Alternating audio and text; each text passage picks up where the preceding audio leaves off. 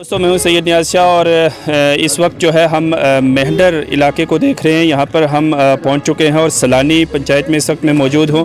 आज मेहंडर के एक दिग्गज नेता के साथ हम बात करने जा रहे हैं। इमरान ज़फ़र, सोशल मीडिया के ज़रिए आप इन्हें जानते हैं, इंडियन नेशनल कांग्रेस से भी इनकी पहचान रही है और एक बड़े सोशलिस्ट के नाम पर और सोशल मीडिया को बेहतर प्लेटफार्म बनाने वाले ज़फ़र चौधरी आज हमारे साथ हैं। आज हम उनसे तफसीलन बातचीत करेंगे कि DDC इलेक्शन के उम्मीदवार के तौर पर भी वो मैदान में उतर चुके हैं। तो ज़फ़र जी, आपका इस्तकबाल करते हैं। आज हम सब नौजवानों ने एक तहिया किया कि आज तक हमारे इलाकों में जो है वो हर चीज़ की कमी है। आप हमारे मेंढर को छोड़ के, हमारे खित्ता पीर पंजाल को छोड़ के और इलाकों को देखो तो बहुत ज़्यादा डेवलपमेंट हुई है। हमारे लोगों ने आज तक अपने मुल्क की हिफाजत भी की, वफादारी की, लेकिन मैं बोलता हूं कि बदकिस्मती की बात है, जिन लोगों ने आज तक इन लोगों से वोट लिए वो आज तक इनको पानी नहीं दे सके। इन लोगों ने, इन बॉर्डर के लोगों ने या इस मुल्क के लिए और लीडरों के लिए अपने खून का आखिरी कतरा भी जो है निछावर किया। बहुत बड़ी कुर्बानियां हैं इन लोगों की, लेकिन बदकिस्मती की बात है कि इन लोगों को जो है वो खून के बदले पानी भी नहीं मिल सका। तो DDC इलेक्शन में, चूँकि इसको छोटा इलेक्शन भी कहा जाता है, आप माशाल्लाह एक बड़े नेता हैं, इस इलेक्शन में उतरने के पीछे खास कोई वजह, खास रीज़न? देखिए, बड़ी बात यह है कि पहली सीढ़ी पे अगर हम चढ़ें तो अच्छी बात है, सीखेंगे। अभी हम नौजवान हैं तो सियासत बहुत बड़ी गेम है, सीखते सीखते वक्त लगेगा। जहाँ तक आप बात कर रहे हो औरंगज़ेब की जो न्यूज़ है ऑल ओवर इंडिया में चली, लेकिन आज आप जाके यहाँ के लोगों से पूछो, यहाँ की स्कूलिंग के बारे में पूछो, यहाँ के पानी के बारे में पूछो, जो हाल था। सिर्फ औरंगज़ेब ने शहादत दी, पूरे हिंदुस्तान में जो है वो न्यूज़ चैनल में चलाने से कुछ नहीं होगा।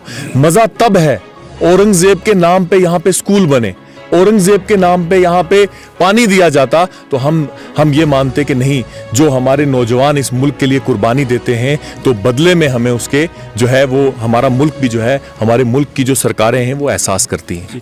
तो ज़फ़र साहब, जैसे कि हमने यहाँ के लोगों से बात की, कल से मैं इसी इलाके में हूँ और लोगों का कहना है पानी बिजली तो बिल्कुल सवाल ही नहीं पैदा होता है और एक लिस्ट स्कीम है जिस पर 5 करोड़ रुपये खर्च हो चुके हैं और वो भी इस वक्त फंक्शनल नहीं है। अब आप, चूँकि अगर आपका क्या मंशूर है, कौन से प्लानिंग लेकर, और ख़ासतौर से अगर हम सलानी की और आपके पूरे ब्लॉक की बात करें तो क्या आपके जहन में है जिन चीज़ों को आप बेहतर करने के लिए इस मैदान में उतरे?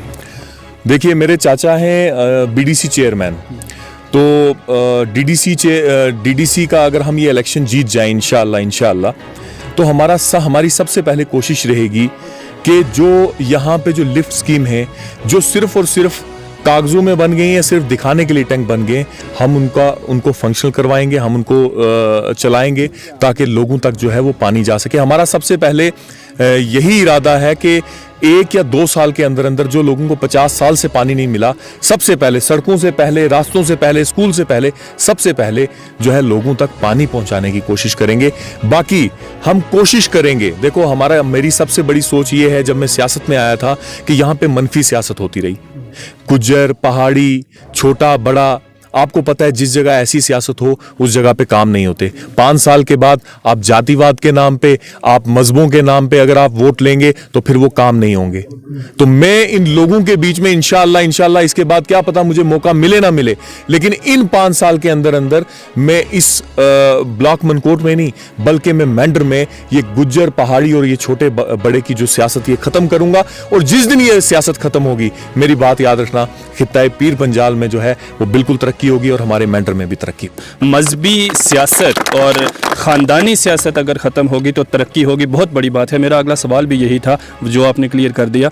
अब मनकोट की अगर हम बात करें, बॉर्डर डिस्ट्रिक्ट है, हर रोज़ जो है शेलिंग होती है क्योंकि पाकिस्तान तो कभी सुधरेगा नहीं और अब तो उसने जो है सिविल इलाकों को निशाना बनाना शुरू कर दिया। बंकर्स की बहुत बड़ी कमी है क्योंकि बंकर्स तो मंजूर भी हैं, आए हुए भी हैं, बन क्यों नहीं रहे हैं और लोगों को उनका फ़ायदा क्यों नहीं पहुँच रहा? आप क्या करेंगे इसके लिए?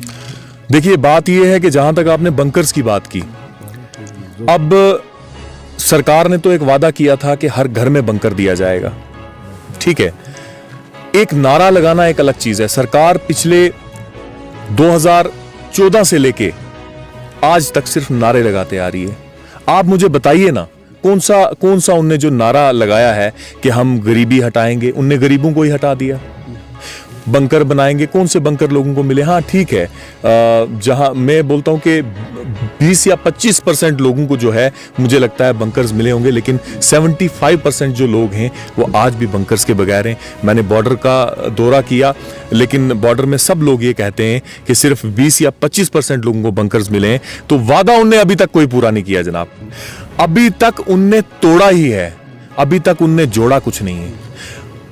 वो ये कहते थे कि 370 हटेगा तो सब कुछ ठीक हो जाएगा।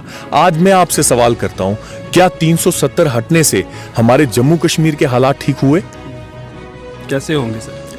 देखिए, जब तक किसी भी चीज को हम दबा के जो है वो किसी को हम मनवा नहीं सकते। किसी को दाड़ा मार के, किसी को दबा के हम दिल जीतने की बात है, बात दिल जीतने की है।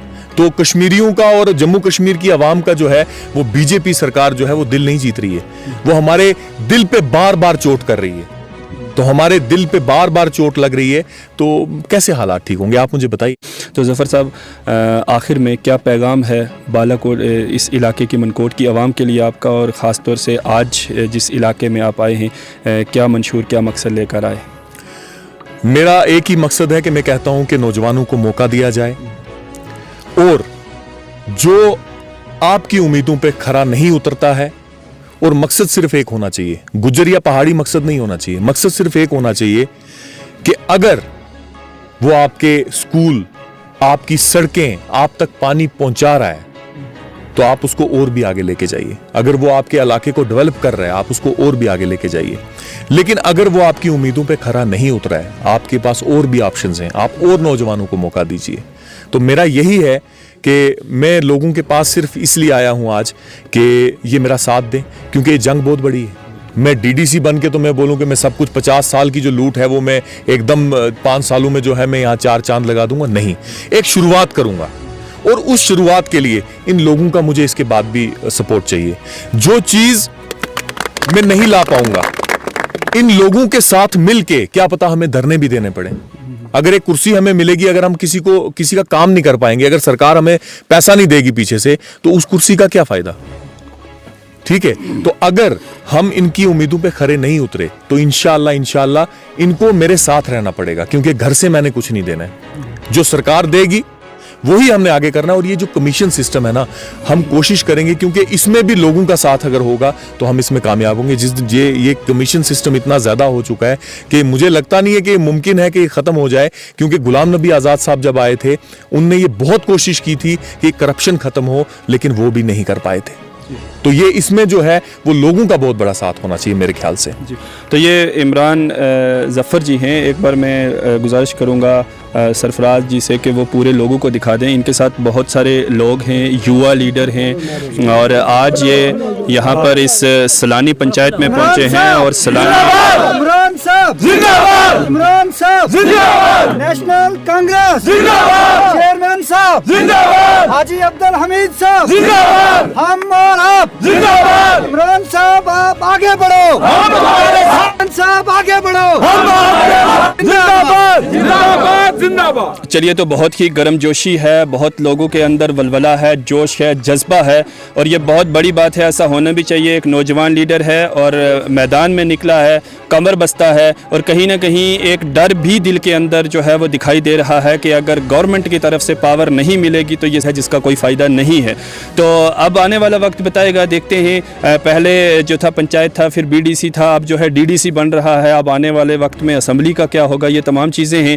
तो इमरान साहब, हमारे साथ बात करने के लिए आपका बहुत बहुत शुक्रिया। शुक्रिया जनाब, बहुत बहुत शुक्रिया आपका, आपने मुझे अपने चैनल पे बुलाया, तो मैं इस चीज़ के लिए आपका बहुत शुक्रगुजार हूँ। अल्लाह आपको भी खुश रखे, अल्लाह मुझे भी। Thank you sir, thank you.